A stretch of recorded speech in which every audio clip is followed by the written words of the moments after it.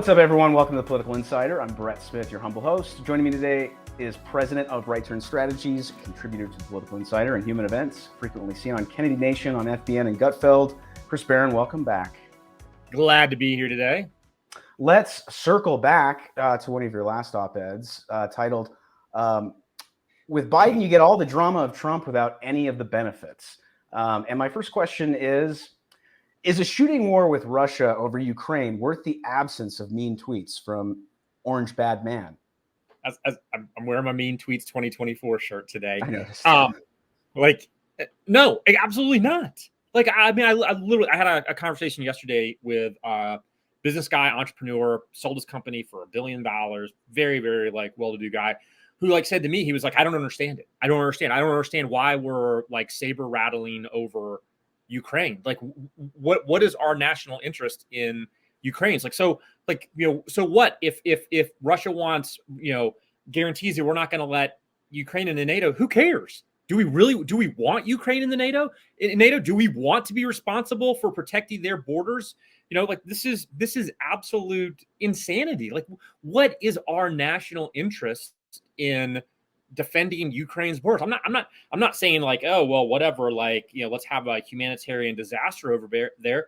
But the truth is that we don't have a national interest in protecting Ukraine's borders. And it's absolutely not worth one American life.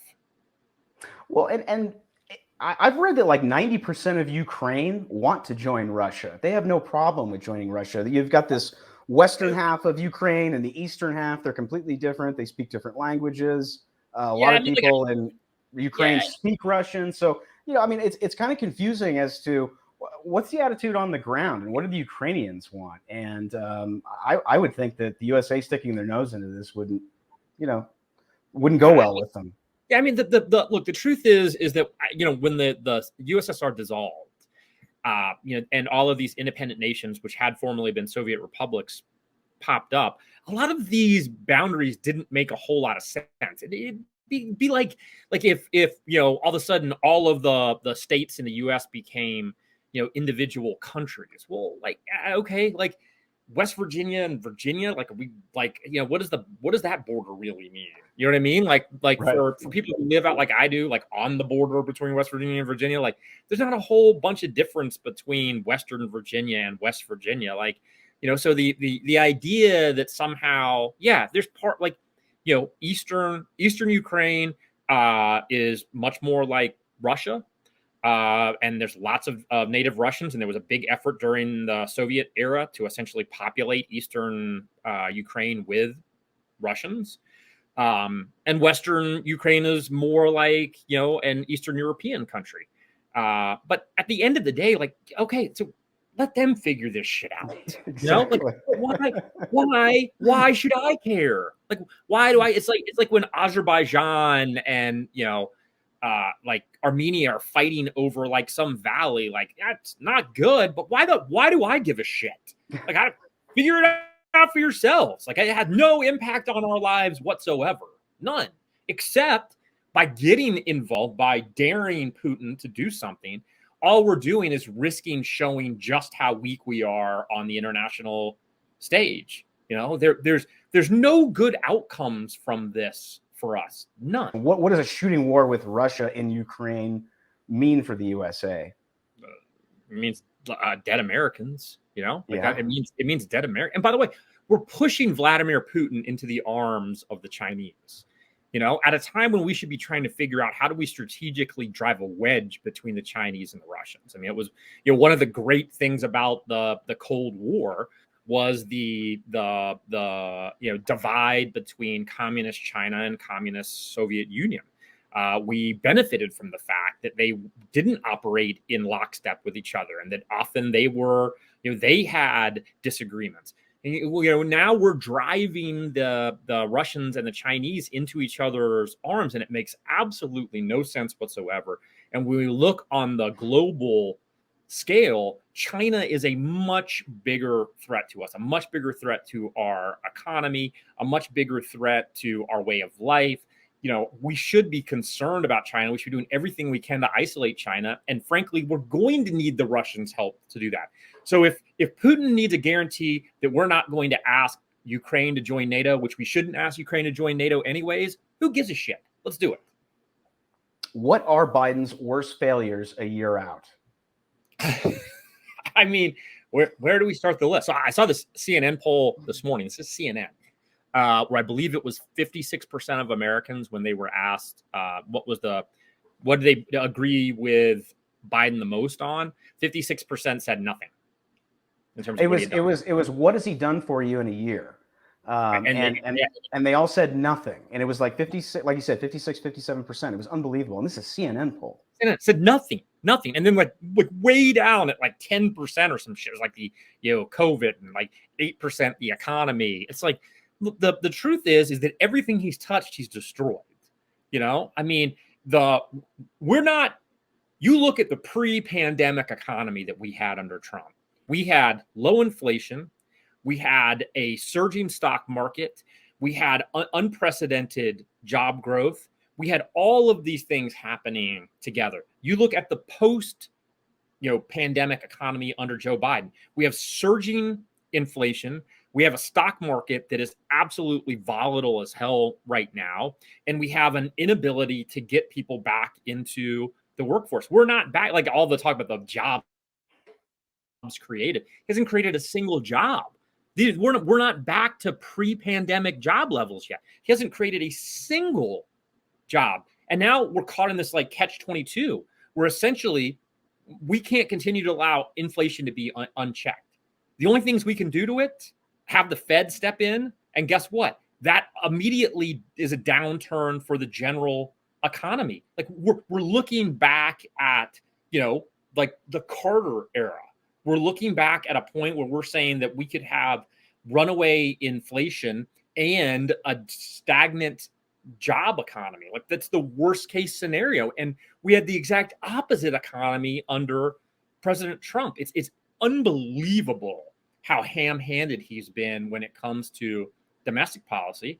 And look, his COVID approach has been even more disastrous. More people died on Biden in Biden's first year than died in the last year of the Trump presidency. And Biden has had the benefit of vaccines and booster shots. And he's basically, everything he said about the virus has been 100% wrong. He said that we weren't going to force anybody to get vaccinated. And then immediately what did he start doing? Trying to force people to get vaccinated. He said that it was going to be this like winter of, death for the unvaccinated. Well, that never happened either. He said that we would be able to, vaccinate our way out of this. We haven't been able to. He said that we couldn't see the variants coming. When everybody said, "What are you talking about?" Everyone saw the variants coming. We've been talking about the variants for 2 months now. It's like he literally, everything he touches, he destroys. Yeah, man. I mean, these interest rates are going to have to come up. It's the only thing I can think of when it comes to inflation. And I just keep thinking about Paul Volcker. And, it's Paul Volcker's, I think Paul Volcker's gone. So, I mean, there's no resurrecting him to come back and fight this. But I've never seen anything quite like it. It's that poll. It's like, what has Biden done for you? Nothing. But the only thing I thought of was he's made things worse. We had a great economy, like you said, in 2019. People were making money. Hand over fist, and it just seemed to be getting better and better. So it's a disaster. And he promised that, like, forget all the policy stuff, which has been a disaster, which I expected. But he promised that he would be this great uniter, and he promised with him there would be no drama. That the trains would run on time and we'd never have to worry. It's been, like I said in my piece, it's been all the drama of Trump without any of the policy wins. Like, we're an even more divided country now than we were under President Trump. And not just divided because Joe Biden is a divisive person, but because his policies are intentionally divisive. He's literally created enemies. He's literally said, this is a group of people who are the bad guys, and we should do everything we can to marginalize them and segregate them out and blame everything on them. That's like unbelievable. Again, it's not just because he's a polarizing guy. It's because his policies have been intended. Their goal has been to divide human beings up, to say pit one American against another American. That has been his goal. That's what his vaccine mandates. That's what his vaccine passport. That's what it's all been about. Has been about dividing Americans and blaming tens of millions of million Americans for his own failures. And by the way, like every single day, it's another disaster from him. Like it's not like that. Like the things are just running smoothly. I saw parts of a clip with Lester Holt where another just disaster Biden interview. Where was he awake during that interview? I couldn't tell. Like, I mean, at this point, like Biden couldn't find his way out of a paper bag with directions. Like it's just he's lost and he's frustrated and he's angry and it's coming through all the time. Like I think that Biden forgets that the reason people voted for him largely was because they thought, I'm just a little over the Trump thing. You know, it's been a lot, fine, the economy is doing good, whatever. But like, Jesus, it's just so much drama, I can't handle it. So Biden won, essentially promising to do nothing. I'm like, I'll just come in and the trains will run on time and everything will be fine and there'll be no drama. And it's been the exact opposite. It's been all kinds of drama all the time. The trains can't run on time. It's the most incompetent administration in my lifetime, for sure. And now, not only that, we have all of these policy failures. I mean, in every meaningful way, this president and this administration have been an abject failure. I would like ask any liberal out there to tell me, where has this president succeeded? Where has he done a good job? But I just kind of look at where Trump was a year out, and I look at where we are with Biden. And, you know, was it worth it to all those white suburban women who didn't like the mean tweets? You know, I ask all of you, was it worth it? Is it worth it that we have $91 a barrel oil and we're approaching $4 gas? Yep. And by the way, like the dirty little secret, and you brought it up here, is we're about to have inflation like hypercharged, because as gas prices go up, that is going to create a spillover effect into every sector of the economy. I mean, the fact is that gas is built into the cost of every single thing in this country. And as that continues to go up, we're going to continue to see inflation skyrocket. It's honestly pretty terrifying. And like you said, you're right. The only thing we can do at this point is for the Federal Reserve to step in and raise interest rates, which is going to be an absolute jobs killer. It's going to drop the hammer on the economy. Exactly. And it like essentially they're not going to have a choice. Biden has left them with no choice. They are the emergency fail-safe system here. Like they've got to come in and say, look, this thing is running into the ground. We have to step in, even if it means temporary pain with economic losses. We've got to do something to right the ship when it comes to inflation. And it's absolutely shameful that Biden got elected president of the United States. He's a leader of the free world, and he has absolutely no interest or ability to do anything about inflation. None. It's going to require somebody else stepping in to do something about it. Oh, yeah, absolutely. I don't think the current team has any idea how to manage their way out of this or make it better. I mean, you think about, if we could bring gas down to where it was under Trump, down to $40 a barrel, and what that would do to everyone. There's the core inflation, and then there's the gas tax, and then there's just the overall price of fuel. And what's the first thing that Biden did when he came in? Canceled the Keystone Pipeline, cut off all the supply to an economy that was poised to come surging back, and it needed that cheap gas to come surging back. He destroyed all of that. One of the most meaningful things that Biden could do right now is to essentially say, we have to tap every single resource we have when it comes to energy. We have to drive down the cost of gas, because that will take some of the pressure off of inflation. It's not a silver bullet. It's not going to fix everything, but it will stop the bleeding, and it will stop things from getting much worse. But he's unwilling to do so. Mm-hmm. He's like, literally, he should be talking about right now, like, Keystone Pipeline, yes, like everything. Like, we need to be all in on all of our energy capabilities here in this country. And instead, he is doing everything he can to ruin the American, energy system. And not just accidentally. This is intentional. This is we're going to sacrifice the American people and the American economy at the altar of global warming. That's what's happening now.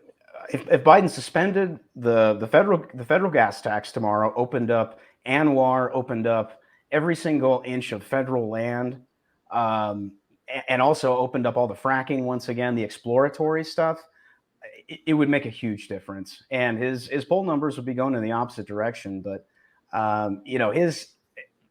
he's compromised with the environmentalists, and that's never going to happen. So because he's completely and totally beholden to them. Yeah. That it's why he can never do it. And it's the one thing. Say what you want about Trump. The one thing you have to say about Trump was never beholden to anyone.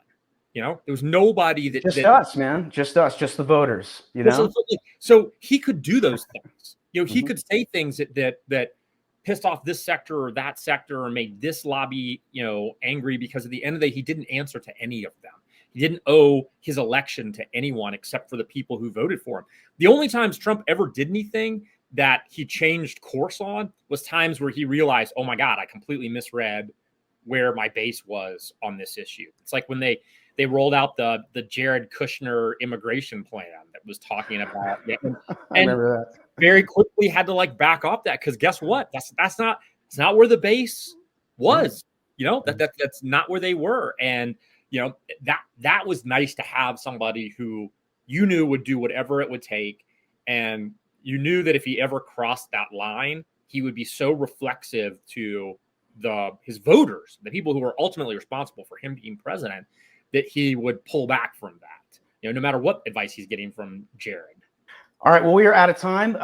Thanks so much. Everyone, make sure and check out thepoliticalinsider.com and subscribe to our newsletter. Also follow us on Facebook, Instagram, and Twitter. Please like and share this video far and wide. Subscribe to The Political Insider on Rumble. Make sure and subscribe to Rumble, because we are moving a lot of content over there, because YouTube is getting so wacky with their AI. I mean, you can't say anything, dude. I mean, you criticize the vaccine, you criticize masks, you get flagged. There's the potential they can take your channel down. The risk versus reward is getting crazy. So please go over to Rumble and subscribe to us. And we appreciate it. So anyway, until next time, everyone take care. Thanks, brother. Appreciate it.